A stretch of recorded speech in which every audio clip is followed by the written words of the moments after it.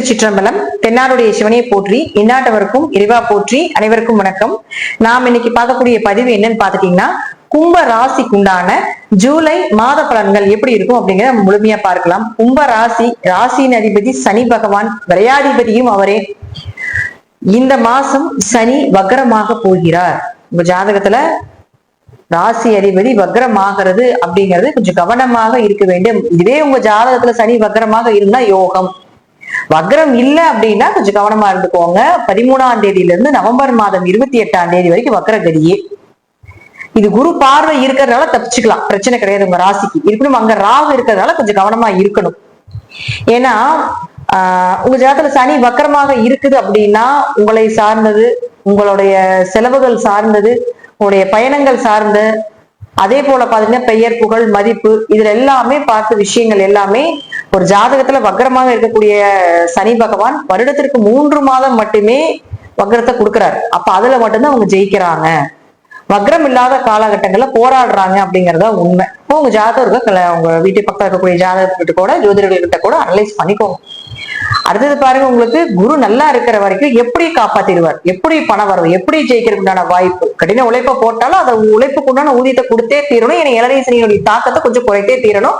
ராகு உள்ள இருந்தாலும் இந்த 1 வருஷம் ராகுனுடைய தாக்கத்தை குரு குறைச்சே தீரணும் அப்படிங்கிறது அமைப்பு. அடுத்தது செவ்வாய், 3-10 செவ்வாய் போய் உட்காரக்கூடிய இடம் அப்படின்னு பாத்தீங்கன்னா 7ஆம் இடத்துல உட்கார்றார். முயற்சிகள் கை கூடுறது, தொழில் ஒரு வளர்ச்சியை கொடுக்கறது, கணவன் மனைவியா சேர்ந்த தொழில் பண்றது, பார்ட்னர் போட்டு தொழில் பண்றது, உங்களுடைய இளைய சகோதரர் மாமனார்கள் மூலமாக ஒரு வளர்ச்சி, இப்படிங்கிறது எல்லா விஷயங்களையும் கொடுத்தாலும் அங்க கேதுன்னு சொல்லக்கூடிய ஒரு கிரகம் இருக்கிறதால தடைகளுக்கு பின்பு இதெல்லாமே நடக்கும். ஒரு மன வழிகளுக்கு பின்பு இதெல்லாம் நடக்கும் அப்படிங்கிற அமைப்பு உண்டு. கேது ஞானத்தை கொடுப்பார்.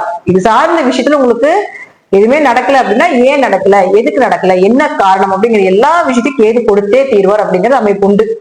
அடுத்து சுக்கிரன், 4க்குடையவர் 4ல், 9ஆம் அதிபதியும் 4ல், ஆட்சி பலம்.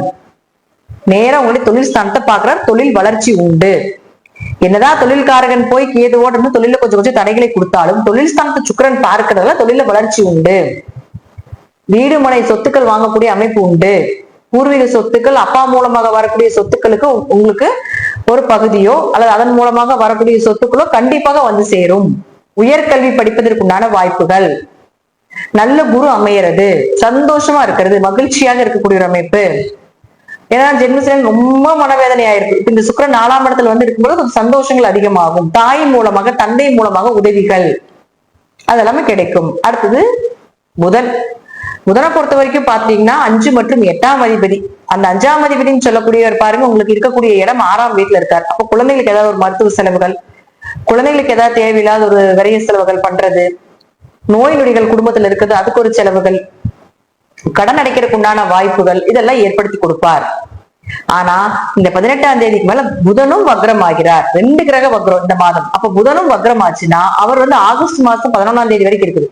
ரொம்ப கவனமா இருக்கணும். உங்க ஜாதகத்துல புதன் வக்ரமாக இருந்தால் கொஞ்சம் குழந்தைகள் ரீதியாக இன்னும் கொஞ்சம் அதிக எஃபர்ட் போட்டு கவனமா பாத்துக்கோங்க. அதே போல அவரே 8க்குடைய மறைவு ஸ்தானாதிபதியாக இருக்கிறதுனால திடீர் பண இழப்புகள், ஜாதகம் தசாபுத்தி நல்லா இருந்தாலும் 7.5 சனி நடக்கிறதுனால கொஞ்சம் கவனமா இருந்துக்கோங்க. திடீர் பணம் இழக்கிறது, திடீர்னு காசு வெளியே போறது, சம்பந்தமே இல்லாம ஏதாவது ஒரு வழியில ஒரு அவமானங்களை படுறது, இதெல்லாம் கொடுத்துரும். அப்ப புதன் வக்ரமாக இல்ல அப்படின்னா இன்னும் கொஞ்சம் கவனமாக இருக்க வேண்டும் இது சார்ந்த விஷயங்கள்ல.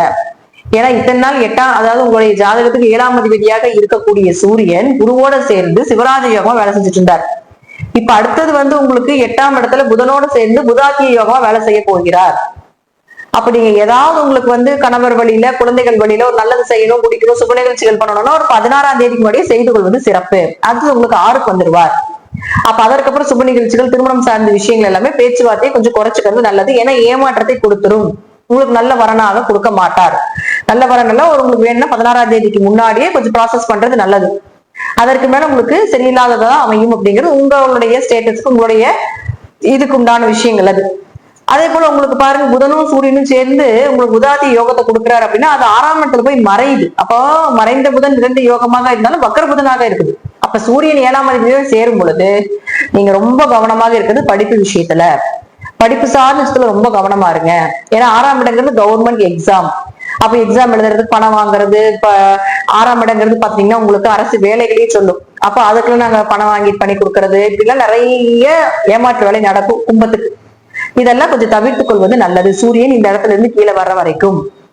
ஏன்னா அடுத்தது ஆட்சி பலம் பெற்று சூரியன் வரும்போது நல்லது பண்ணும். அப்ப அந்த ஒரு மாசம் கவர்மெண்ட் சார்ந்த துறை, அரசு சார்ந்த விஷயத்துல தலையிடாம இருக்கிறது நல்லது. அதே போல கணவன் மனைவிக்குள்ளே கொஞ்சம் கருத்து வேறுபாடுகள், பிரச்சனைகள் வரும். கொஞ்சம் பேச்சுல கவனத்தை செலுத்த வேண்டும்.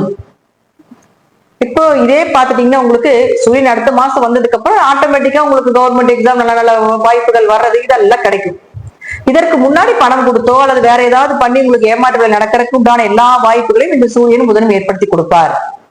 சோ ரொம்ப கவனமாக இருந்து செயல்படுத்தி கொள்ள வேண்டும் என்பது ஒரு சின்ன ஒரு கருத்தா வச்சுக்கோங்க. இப்போ கும்பத்தை பொறுத்த வரைக்கும் பாத்துட்டீங்கன்னா ஏழரை சனி, தசாபுத்திகள், அதே போல குரு ராகுவ பார்க்கிறது, இதெல்லாம் உங்களுக்கு இருந்தாலும் கூட உங்க ஜாதக கிரக ரீதியாக, ஜாதகங்கள் ரீதியாக, தசாபுத்தி ரீதியாக ஒரு சரியில்லாத ஒரு நிலைகள் இருந்தாலும் இந்த சனி வக்கரமாக இருந்து விட்டால் உங்க ஜாதகத்துல இந்த 3 மாத காலங்கள் ஒரு ஜாக்பாட் மாதமாக நீங்க எடுத்துக்கலாம். உங்களுக்கு ஒரு பெயர் புகழ் கிடைக்கும். வக்கரம் இல்லைன்னா கொஞ்சம் கவனமாக இருந்துக்கோங்க அப்படிங்கிறது ஒரு சின்ன அட்வைஸா நம்ம எடுத்துக்கலாம். ஏன்னா உங்களை ஆளக்கூடியது சனி பகவானே. கர்மாவை கழிப்பதற்காகவே கும்பம் மறுபிறப்பெடுத்து வந்திருக்கிறது தான் உண்மை. கும்பம் அதிக கர்ம மூட்டையை வாங்கி அடுத்தவங்களுக்காக உழைச்சு கொட்டுறதுக்காக பிறந்ததுதான் கும்பம். அப்போ இப்ப எல்லாமே நிறைய ஏமாற்று வேலைகள் இந்த பேர்ல வக்கரமாகும் பொழுது நடக்கும். அதெல்லாம் கவனமா இருந்துக்கோங்க. நன்றி. நீங்க ஒரு நல்ல பதிவுல சந்திக்கலாம். திருச்சிற்றம்பலம், தில்லையம்பலம், ஸ்ரீ நரசிம்ம சரணம்.